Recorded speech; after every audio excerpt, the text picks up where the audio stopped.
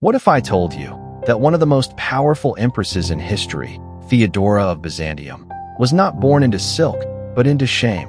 Her story is not the tale of a princess, but of a child thrown into the cruelest spectacles of Constantinople, humiliated before 100,000 eyes, only to rise, years later, and command the very empire that once destroyed her.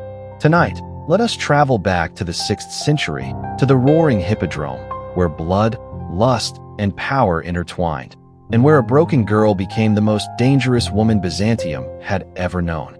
Theodora was born around the year 500, not in a palace of marble, but in the poorest corners of Constantinople. Her father, a bear trainer at the Hippodrome, died when she was just a child. Left without protection, her mother faced a brutal choice.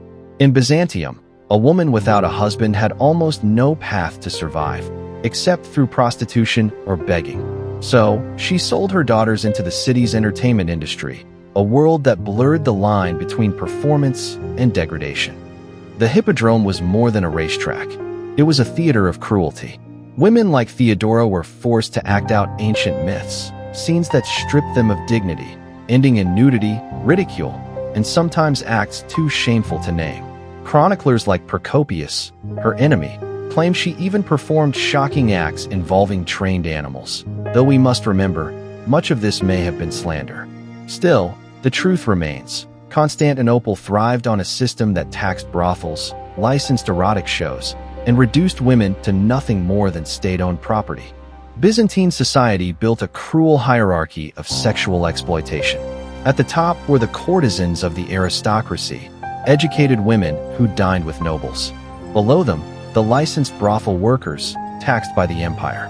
Then the street women, who lived with no protection. At the very bottom, performers like Theodora, girls humiliated in front of cheering crowds.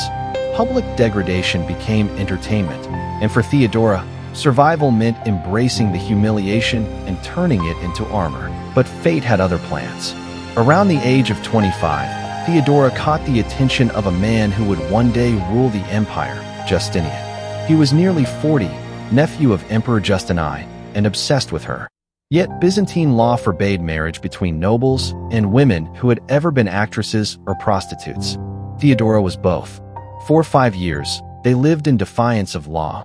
But during that time, Theodora studied languages, politics, and the art of intrigue. She was no longer the broken girl of the Hippodrome. She was sharpening herself into a weapon. In 525, Justinian changed the law itself, allowing nobles to marry former performers.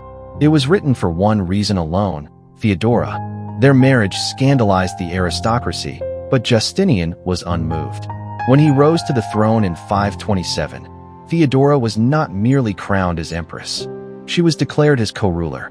For the first time in Byzantine history, a woman who had once been the city's most humiliated spectacle now sat in command of a Christian empire. Her strength was tested in 532 during the Nika Revolt.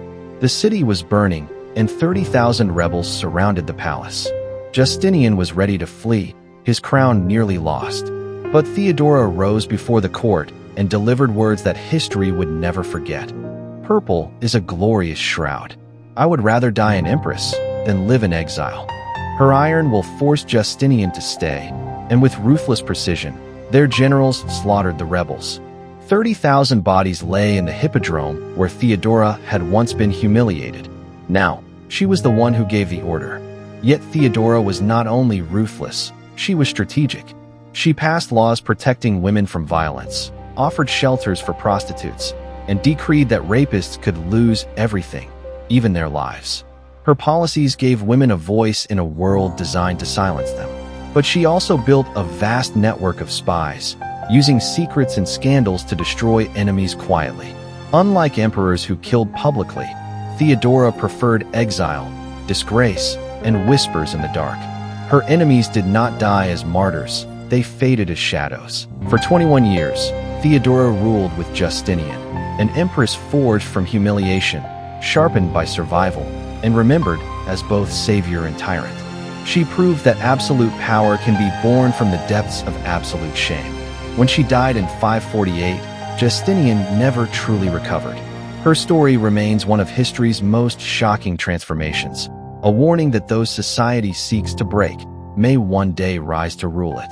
And now, let her story carry you into dreams. Good night.